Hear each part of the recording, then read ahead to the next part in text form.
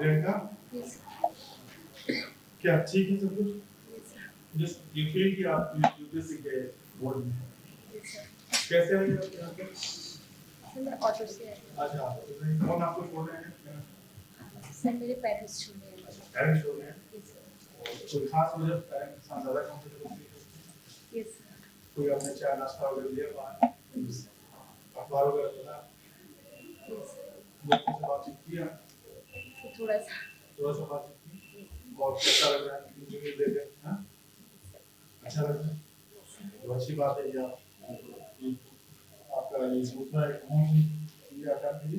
जी मेरा 5वां है। है और इंटरव्यू सर दूसरा दूसरा है डेफिनेटली अपने अच्छा कीजिए थोड़ा नर्वस भी फील कर रही हूँ। केवल थोड़ा सा कीजिए आप लोग ऐसा अंदर से ठीक है ऐसा महसूस करते हैं आपकी नर्वसनेस थोड़ा सा नर्वसनेस होना सफलता के लिए बहुत जरूरी है slight nervousness is always good Yes, व्यक्तित्व में कैसे अंतर लाता है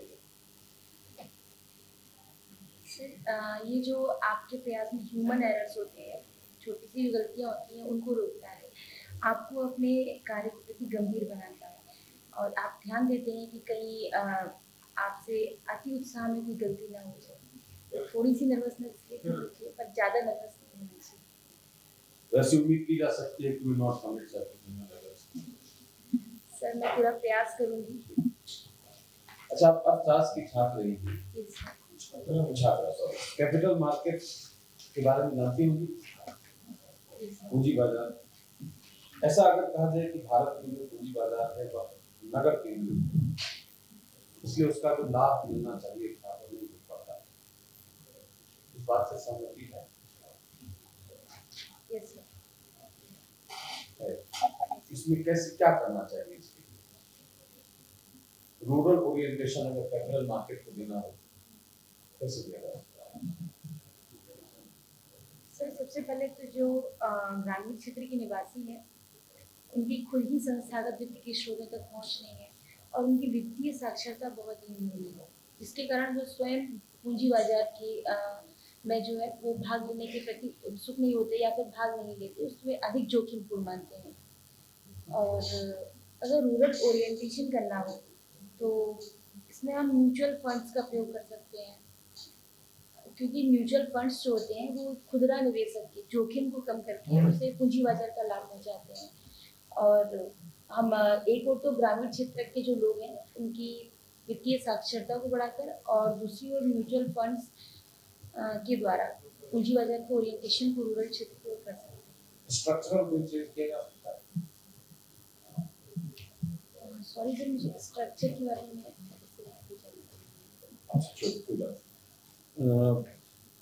भारत सरकार की तरफ से कोई ऐसा काम हुआ है जिससे कि ग्रामीण अर्थव्यवस्था को पूंजी बाजार से जोड़ा जा सके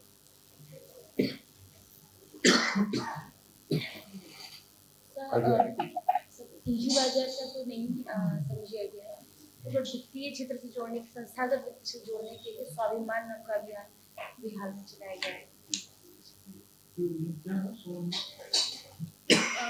स्वाभिमान जो अभियान है इसके अंतर्गत जो ग्रामीण क्षेत्र के लोग होंगे उन्हें बैंक में खाता खुलवाया जाएगा और इसके अंतर्गत एक जो बैंक होगा वो अपने एक कार्यकर्ता की नियुक्ति करेगा जो कि जिसके पास एक इलेक्ट्रॉनिक डिवाइस होगी वो उसे लेकर और ग्रामीण क्षेत्रों में स्वाभिमान केंद्र खोले जाएंगे वहाँ पर वो जाएगा और लोगों को उसके बारे में जानकारी देकर उसके खाते यस सर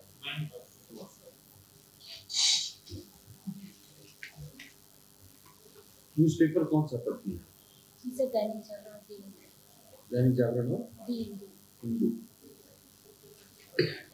अभी आजकल में कोई खास समाचार पढ़े हैं जो थॉट प्रोवोकिंग हो सर एक तो जो जाट आरक्षण आंदोलन के ऊपर सुप्रीम कोर्ट ने निर्णय दिया है कि राज्य सरकारों को रहने के लिए आवश्यक वस्तुओं की आपूर्ति सुनिश्चित करनी चाहिए और ऐसा फुकुशिमा परमाणु संयंत्र वाला जो गंभीर नाभिकीय ऊर्जा के खतरे बताए जा रहे हैं और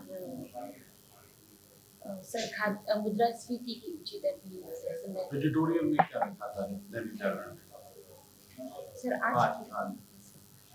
सर आज के एडिटोरियल में जाट आरक्षण आंदोलन के ऊपर ही श्री हृदय नारायण दीक्षित जी का एक लेख था। और हिंदू के एडिटोरियल जी हिंदू के एडिटोरियल में मैं सर केसी जैकब जी का एक लेख था जिसमें उन्होंने गठबंधन सरकारों के बारे में अपने विश्लेषण। सिद्धार्थ वरदराजन किस अखबार में लिखते हैं? जी वो दी हिंदू में भी लिखते हैं और कभी कभी उनका लेख दैनिक जागरण में भी आता है। दैनिक जागरण में पढ़ा है सिद्धार्थ वरदराजन? सर ये मुझे सर जहाँ रहते एक बार पढ़ा है बहुत अच्छे से। कोई आलेख पढ़ा है कि एक दो दिनों के अंदर सिद्धार्थ वरदराजन का? सॉरी सर अभी मुझे याद नहीं है। कोई आलेख पढ़ा है उनका? सर पढ़े तो है सर पर एग्जैक्टली याद नहीं आ रहा है कि मैंने किस चीज़ के ऊपर लिखा है। क्षमा चाहूँगी।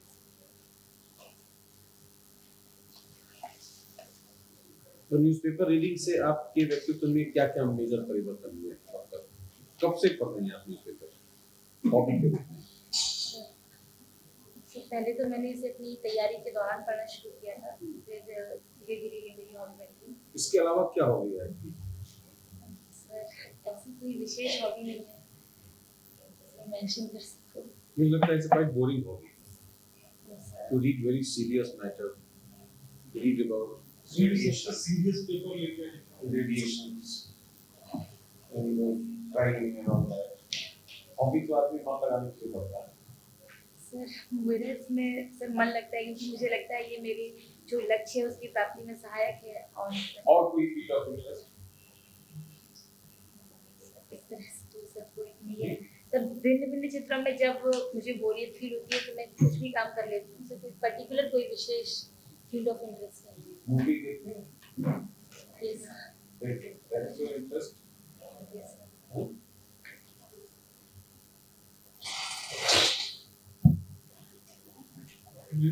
पोस्ट ग्रेजुएशन 2006 में किया, जी सर।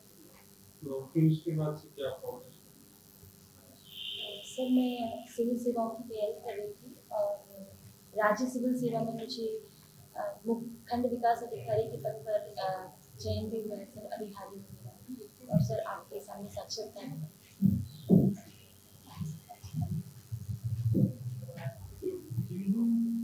हिंदू पढ़ने से भारतीय प्रशासनिक व्यवस्था के बारे में क्या इंप्रेशन बनता है? इंडियन एडमिनिस्ट्रेटिव सिस्टम और सुविधा बनती है उसमें। सर पेपर के द्वारा ऐसा कहते हैं कि वो बहुत डेवलपमेंट ओरिएंटेड ग्लोबल स्टैंडर्ड का न्यूज़पेपर है। इंडियन एडमिनिस्ट्रेटिव सिस्टम के बारे में उससे क्या जानकारी है? अगर आप एक वर्ष से पढ़ती रही तो उस पेपर के आधार पर कहा जा रहा है कि भारतीय प्रशासनिक व्यवस्था की एक इमेज बनाई। भारतीय प्रशासनिक व्यवस्था के सकारात्मक और नकारात्मक दोनों ही पक्ष सामने आते हैं। उस पेपर के माध्यम से सर कहें तो नकारात्मक अधिक आते हैं जबकि कुछ सकारात्मक बिंदु भी हैं। जैसे दोनों बताइए। सर सकारात्मक बिंदुओं में देखें तो जो भारत में वंचित वर्गों के कल्याण के लिए विभिन्न योजनाएं चलाई जा रही हैं उनके द्वारा जो भी सुधार हुआ है कहीं ना कहीं इसमें भारतीय प्रशासनिक व्यवस्था का योगदान है। लेकिन अगर उनके द्वारा इच्छित लक्ष्यों की प्राप्ति नहीं हुई है तो उसके लिए भी भारतीय प्रशासनिक व्यवस्था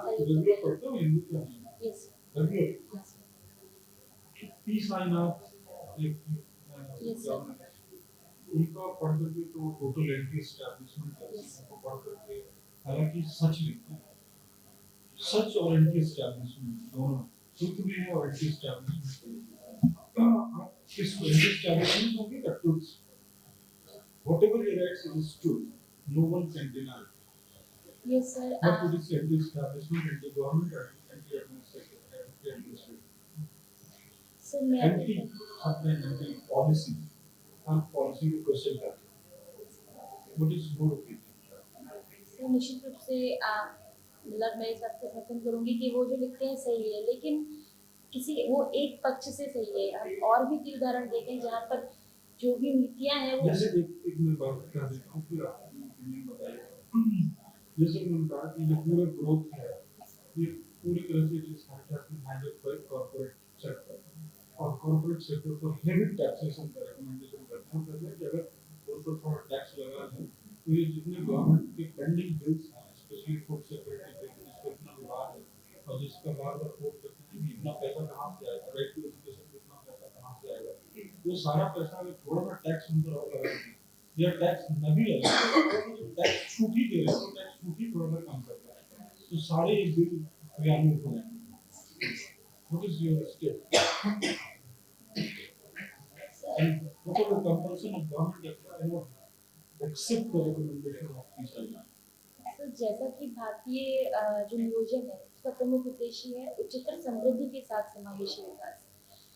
सर समावेशी विकास को सस्टेनेबल भी होना चाहिए और वो सस्टेनेबल तभी होगा जब भारत की जो समृद्धि दर है वो तीव्र बनी रहेगी। यदि हम निजी क्षेत्र पर ऊंची कर की दर लगाएंगे तो जो विकास की प्रक्रिया है या फिर जो आर्थिक समृद्धि है वो हतोत्साहित होगी। और भारत चूंकि वर्तमान में वैश्विक अर्थव्यवस्था का भाग है तो हमें प्रतिस्पर्धा को बढ़ावा देते हुए राज्य को जो भी समाज का कल्याण है समावेशी विकास के साथ में वो करने होंगे। ये सर केवल एक टैक्स हेवन मतलब टैक्स एग्जेम्पशन टैक्स कितनी जो छूटें दी गई हैं टैक्स छूटों में थोड़ा समाज के लिए 4% 5% लोगों को लाभ हो रहा है उधर 70% लोग हैं। तो निश्चित रूप से ऐसा कहा जा सकता है लेकिन यदि हम उच्चतर कर लगा देंगे तो जो निजी क्षेत्र होगा वो उसे विकास के अपने विस्तार के लिए प्रेरणा नहीं मिलेगी। तो यदि इसका प्रयास किया जाए कि निजी क्षेत्र की वृद्धि दर तेज हो और फिर उससे अधिक आय सृजन कर उस आय का या राजस्व का प्रयोग सामाजिक योजनाओं में किया जाए तो अधिक आय तो तभी होगी ना जब टैक्स कंसेशन कम करें या टैक्स रेट बढ़ाएं। यस सर पर यदि आर्थिक सिद्धांत भी कहता है कि अगर कर की दर अत्यधिक उच्च हो जाएगी तो कर वंचन की प्रक्रिया बढ़ेगी। तो इसीलिए भारत में भी वर्तमान में कर कानून Let us forget about I have tax rates. हम सभी ने उनको टैक्स छूट जो दिया उसको थोड़ा बढ़ा दिया जाए जो उसको कम कर दिया तो ये जो आपको राइट टू फूड बिल इतना बड़ा बिल है what are the provisions under right to food? Is it going to be given universally or for some certain district? कुछ निश्चित जिलों के लिए होगा या सबको यूनिवर्सली सार्वजनिक रूप से दिया जाएगा? Sir right to food act को पहले तो पायलट बेसिस पर चलाने की बात की जा रही है कि पहले सर्टेन डिस्ट्रिक्ट में होगा फिर उसकी भी जो भी कमियां या फिर अच्छे दिन जो सामने आएंगे उनमें सुधार करते हुए फिर यूनिवर्सली लागू किया कितने जाएगा। जिलों में होगा? सॉरी सर मुझे जानकारी कौन इसको ड्राफ्ट तैयार कर रहा है? सर राष्ट्रीय सलाहकार परिषद इसका ड्राफ्ट तैयार करता है। कौन राष्ट्रीय सलाहकार परिषद? सर उसमें कुछ सिविल सोसाइटी की व्यक्ति हैं और जो संयुक्त प्रगतिशील गठबंधन है उसकी अध्यक्ष श्रीमती सोनिया गांधी जी भी हैं और मुझे बहुत अधिक जानकारी नहीं है। तो आपको इतना बड़ा बिल है इसके बारे में आपको कुछ सोचना चाहिए। यस राइट टू फूड कितने लोगों को भोजन का अधिकार मिलेगा? से लागू किया जाना चाहिए पर सर इसके साथ ही इकोनॉमिक वायबिलिटी को भी देखा जाना चाहिए कि क्या राज्य इतना वहन करने में समर्थ है। तो सर किसी ऐसे विधेयक को क्यों यूनिवर्सली क्यों नहीं देते? क्यों पायलट प्रोजेक्ट के तहत सबको दे देते? सर इस तरह की बड़ी योजना को प्रारंभ करने से पहले चूंकि उसकी लागत और लाभ दोनों का ही विश्लेषण कर लेना चाहिए। यदि एक साथ लागू कर दिया जाए और उसके कुछ नकारात्मक बिंदुओं को ध्यान नहीं दिया जाए तो हो सकता है योजना असफल हो जाए। इसलिए पहले इसको पायलट प्रोसेस में लागू किया जाता है फिर उसके बाद यूनिवर्सिटी लागू किया जाता है।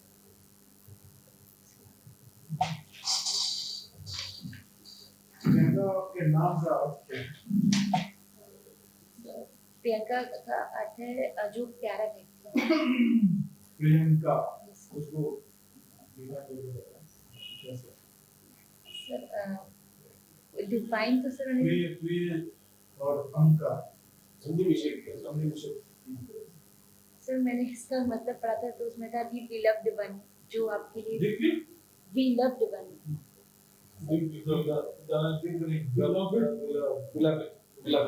यस सर तो कहाँ पढ़ो? प्यारा सर मैंने नेट पर पढ़ा था इसको।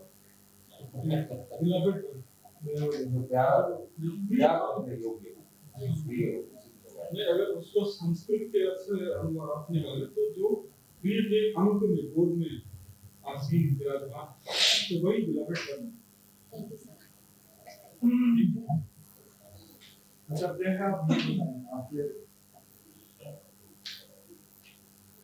सोशल ऑडिटिंग में मैं आपका कुछ ये करना चाहूँगा कि आपका विषय ये जो इकोनॉमिक्स भी रहा और आपने सोशोलॉजी भी किया था, तो आप मुझे बताएं कि सोशल ऑडिटिंग आप जिस जिले में डीएम है वहाँ पे एक कंप्लेंट आता है, सोशल ऑडिटिंग किस चीज से रिलेटेड है? हाल ही में किस चीज से सबसे ज्यादा रिलेटेड चीज है सोशल ऑडिटिंग?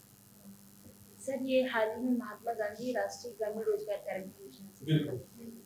अब आपके जिलाधिकारी के तौर पे कंप्लेंट पाती है कि एक गांव में सोशल ऑडिटिंग कोई फायदा नहीं हुआ, उससे किसी को कुछ सब कुछ गड़बड़ हो, कैसे हो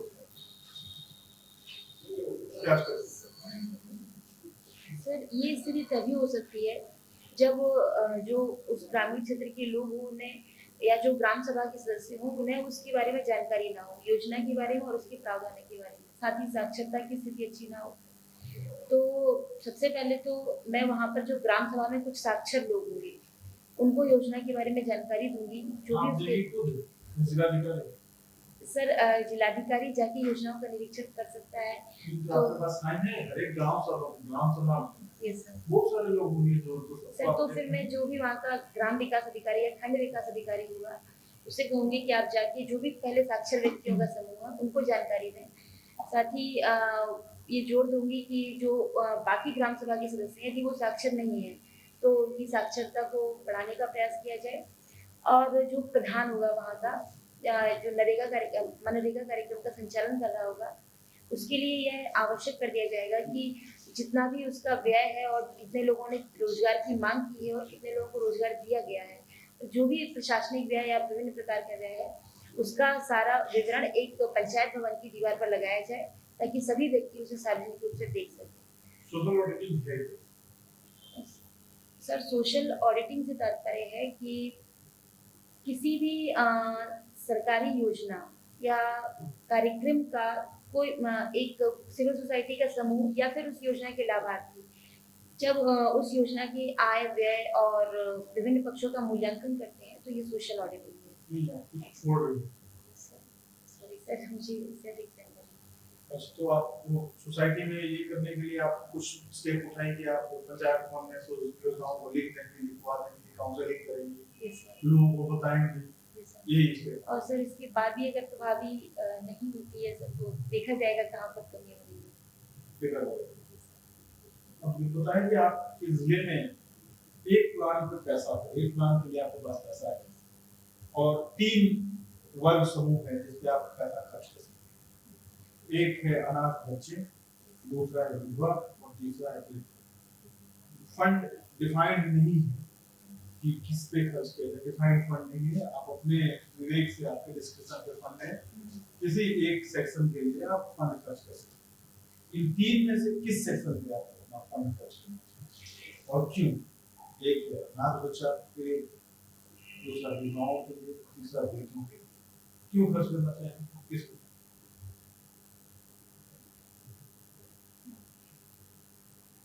सर मैं अनाथ बच्चों का खर्च करना क्यों? सर एक बार विधवा और वृद्ध व्यक्तियों के बारे में सोचा भी जा सकता है कि वो अपनी आजीविका के लिए कुछ कर सकते हैं सर, पर अनाथ सर फिर भी सर कुछ कार्य होते हैं जैसे बच्चों को ट्यूशन पढ़ाना है, इस तरह के कुछ कार्य हैं जो वृद्ध व्यक्ति भी कर सकते हैं। अच्छा। लेकिन अनाथ बच्चों के लिए तो उनकी मतलब राष्ट्र के भावी नागरिक हैं, महत्वपूर्ण मानव संसाधन भी है और सर उनकी शिक्षा के साथ साथ कई जो आवश्यकताएं हैं कि वो भविष्य में मानव संसाधन बेकार ना जाए, तो इसलिए मैं उस पर व्यय करना चाहूँगी। आप 3 में से अनाथ बच्चों को चुनेंगे अपने प्रोग्राम के लिए? सर वैसे तो प्रयास करूंगी कि तीनों समूहों के लिए कार्य किया जा सके, लेकिन यदि अपरिहार्य स्थिति ऐसी हो कि किसी एक पर ही खर्च किया जा सकता है तो फिर मैं अनाथ बच्चों। और आपके अपने गांव के लिए एनर्जी, रोड, एजुकेशन और हेल्थ, इनमें से किसी एक पे ध्यान देना हो तो इनमें से किस पे आपके जिले में फंड को एनर्जी, रोड, एजुकेशन पे इसमें से किस पे आप ज्यादा? सर क्या इसमें भी एक ही मद पर खर्च किया जा सकता है? आप प्रायोरिटी बना लें एनर्जी, एजुकेशन, फिर रोड। सर सबसे पहले हेल्थ, फिर एजुकेशन और मुझे रीजन बताइए। सर यदि हम पहले एनर्जी और रोड या फिर एजुकेशन पर खर्च करते हैं। नहीं यदि नहीं, आप अपना प्लान बताइए। आज हम आपको तीन बताएं। ये सर। फर्स्ट आपने बताया हेल्थ, ये सर। क्यों? सर क्योंकि जब व्यक्ति का स्वास्थ्य अच्छा होगा तभी वो कोई भी काम कर सकता है या शिक्षा ग्रहण करने जा सकता है या फिर जो ऊर्जा या सड़क की सुविधाएं उसको दी जाएंगी उसका लाभ ले सकता है। दूसरे नंबर पे सर दूसरे नंबर पे एजुकेशन। क्यों? एजुकेशन के द्वारा उसे अपने भविष्य के बारे में दृष्टिकोण मिलेगा कि उसे किस तरह से कार्य करना है और साथ ही जो जैसे कि जो आगे कार्यक्रम रोड या फिर एनर्जी की सुविधाएं उनको दी जाएंगी तो उन संसाधनों का वो बेहतर उपयोग कर सकेगा। तीसरा? सर तीसरा रोड और फिर एनर्जी। तीसरा रोड और चौथा क्लियरली एनर्जी है। एनर्जी को लास्ट क्यों? सर अगर हम वर्तमान में भारत में भी देखें तो बहुत से ऐसे क्षेत्र हैं जहाँ ऊर्जा की सस्टेनेबल एसेस जो है वो अभी तक भी नहीं है, लेकिन पहले उनको सड़कों से जोड़ने का प्रयास किया जा रहा है ताकि जो समुदाय है उसे कृषि के अतिरिक्त कुछ रोजगार के अवसर भी उपलब्ध हो सके और जो कृषि है वो भी उसके लिए लाभपूर्ण हो सके और उसके बाद हम जो है उसके लिए ऊर्जा की व्यवस्था करेंगे ताकि वो स्थानीय स्तर पर ही कुछ रोजगार का सृजन हो सके और जीवन स्तर ऊंचा हो। ठीक। जिला अधिकारी के तौर पे सोशल ऑडिटिंग के लिए उन्होंने स्टेप्स बताए थे क्या स्टेप्स करेंगे क्या है। और फंड के तौर पे उन्होंने अनाथ बच्चों को ज्यादा चुना, गाँव और बिल्डिंग पे इन्होंने प्रेफरेंस दिया और एनर्जी, रोड, एजुकेशन, हेल्थ में भी